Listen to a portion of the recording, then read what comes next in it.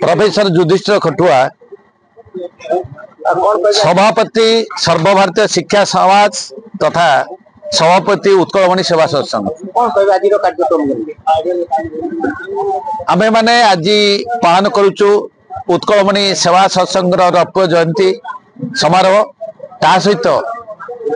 महान जननायक उत्कलमणि गोपबंधु दासंकर 149तम जयंती पालन करुचु। आज आमर समस्त सभ्य सभ्य माने आज संकल्प नेले जिते घात प्रतिघात पड़े पूज्य पूजा परंपरा को बजाय रखा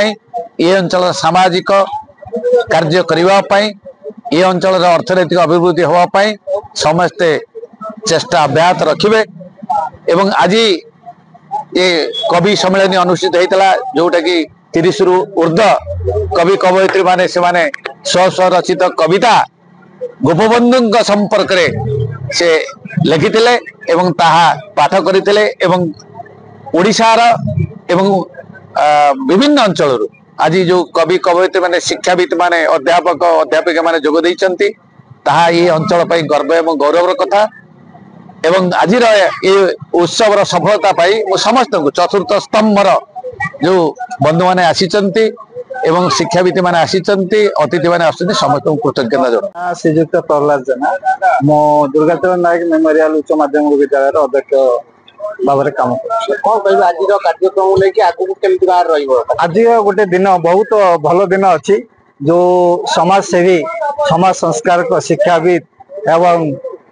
स्वाधीनता संग्रामी जन्मदिन एवं यही जन्मदिन एक सत्संग आयोजन ए अंचल प्रोफेसर युधिष्ठिर खटुआ महोदय आरंभ करते आज सिल्वर जुबली रे पहुंची एवं ए सत्संग आम समस्ते उपस्थित रही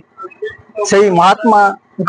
जीवन विषय रे एवं त्याग विषय रे आलोचना कलु बहुत भल लगिबो एवं तांकर से त्याग को पाथेय कले आम निश्चित भाव में गोटे सुंदर समाज एवं राष्ट्र निर्माण करिपारिबा। मोर परिचय मो ना हरिवंद्र राउत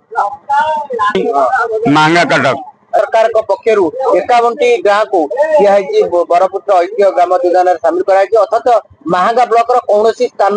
पर्यंत पाइपारानी ग्राम योजना कौन कह महंगार जो अंचल विस्तीर्ण अंचल स्वाधीनता ठू आरंभ कर सबुथ महंगार सर्वमान्य व्यक्ति मान जन्म नहीं गुणीय ज्ञानी जन कौन अभाव ना एटी राज्य सरकार आमको वैमात्रिक मनोभाव नहीं कार्यकला आम अनुभव करुँ कौन पे प्यारी मन आरंभ कर नंदकिशोर आरंभ कर कौन ना एठी कौन नथा कौन ना कौन